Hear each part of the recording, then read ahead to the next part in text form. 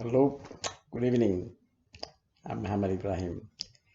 Tomorrow, I'm attending AAMIS conference, Association of Australian Islamic and Muslim Studies, and I'm preparing this video in advance. The reason is I'm a technologist, and in case of technical hiccups, I will be sending this video and people can watch. So if there's issues, that's the purpose for this. And I will do that presentation in such a way that I will say what I will say tomorrow, inshallah, but only if it's a technical problem. If not, I'll be talking live. So let me start.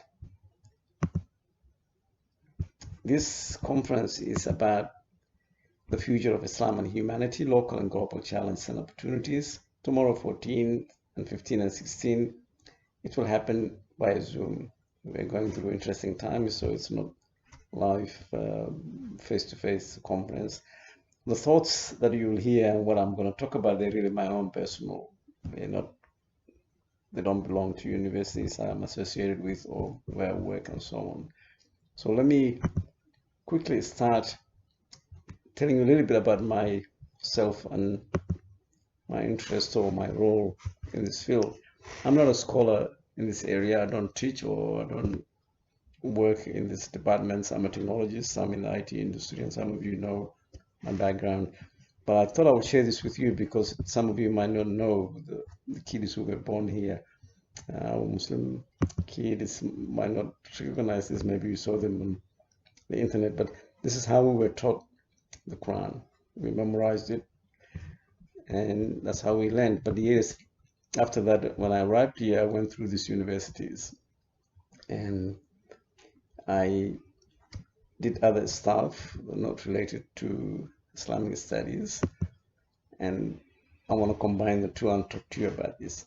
When I arrived in Australia a long time ago, early 80s, these giants were at Melbourne Uni, Abdul Khalik Kazi and Stuart Bowman, and these were well-known scholars at Melbourne University, and I got to know them, but I wasn't studying in that field, but I used to see them and pay my respect and read about them. The reason I'm showing you this is I got this clip from the State Library where Kazi is quoted saying Dr. Kazi was quoted saying he used to teach Arabic and Islamic studies on Sundays to the Muslim kids, and next door to him there's a ballet dancing in school.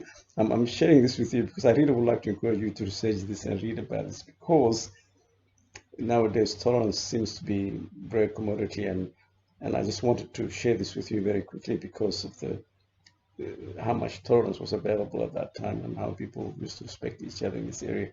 And of course, Bowman did a lot of work. Again, I would like to encourage young people to research and find out what he did at Melbourne Uni. Now, let me just move very quickly to some of the ideas I want to share with you. What we are asked to talk about tomorrow, I'm in a panel that will look into the Islamic studies in Australian institutions and how Islamic studies are merged with either regional studies such as Middle Eastern, Central Asian, or South Asian. So I'm just reflecting on my links with Monash, Deakin, Melbourne, and Swinburne universities and different ways they tackle this issue or not tackle at all. For example, Swinburne, maybe they don't even have that area, and both Monash, Deakin, and Melbourne, they do teach Arabic and Islamic Psalms at different levels. But really the reason I want to mention and share this with you is my interest is a little bit beyond the teaching and learning. I'm more interested in what do we do after that? How do we engage the community? And I'm mentioning a couple of things here, how the universities collaborate with the community. I'll just mention one example. For example, the Eid times, a lot of us meet at Monash University's gym where we do the Eid prayer. Why am I mentioning this? Because I want to highlight there's a lot of collaboration that you don't hear between the universities and the communities. Of course, we can always expect more and we want more, especially the young kids who want you really to do a lot of research and publish and educate us and educate the rest of the community. So I'm just mentioning this because it's not really only teaching Arabic languages or Arabic language or Islamic studies, but there's a lot of interest and there's a role for engaging the community. That's what I really want to highlight. We'll continue very quickly. There is also, as just a point of discussion, I talk to my friends, Australian friends, non-Muslims, and I always ask them, what do they know about Marie? And sometimes even the Muslim kids and my Muslim friends. Marie is a small town, 500 kilometers, I think, north of Adelaide. And all they mention is the Marie man. But what the opportunity missed is, and many people don't know, is the first mosque or the first place where Muslims worship was built in Marie many, many years ago. And also tomorrow I'll talk about this a bit more and also mention and reflect on this, and not to show off, but I'm not an Islamic scholar, but I just want to mention this idea that there's a verse in the Quran that says you should really go back to people who know. If you're not sure, what are you doing? So this is a theme I want to pick on tomorrow, but I'm just recording this as a backup. I also want to mention some of the challenges and opportunities available to us, because this whole theme about challenges we face, lots of them, and I don't want to enumerate them, but there are also opportunities. And that's really what I'm interested in. How do we change those challenges to opportunities? That's really my focus. Now, there are intergenerational challenges, with our kids and their kids and our parents and so on. And there's a different of thinking. There's a space and time, and that's an area that I'm really interested. And I'll mention a couple of things why that's an area that interests me. But I want to start with my major interest in outcomes. You'll hear me saying a lot of times about outcomes, not because I'm a technologist, but really whatever we do, we really should be focused on outcomes. It's all good. Academic people, I salute you. You write books, you write papers, amazing stuff. But if it's not changing the community or it's not having impact on the community, then really to me, it's just another book in a shelf. So that's really where I'm coming from, and that's my interest, and I will say more about this tomorrow. Again, academic, I like you, what you do, and you teach us about the methodologies and the methods and all the processes we have to go through. But at the end of the day, really, it's what's the influence? How does that make our community better? That's really what I'm interested. Now, I want to now tell you something. When I did this video as a backup, it wasn't needed because everything was fine, and I salute the people who organized the conference. So now I have the luxury of going back to it, and now what I'm doing is actually editing it, and I want to add something, and this is what I want to show you. This is what the technology allows me. Now,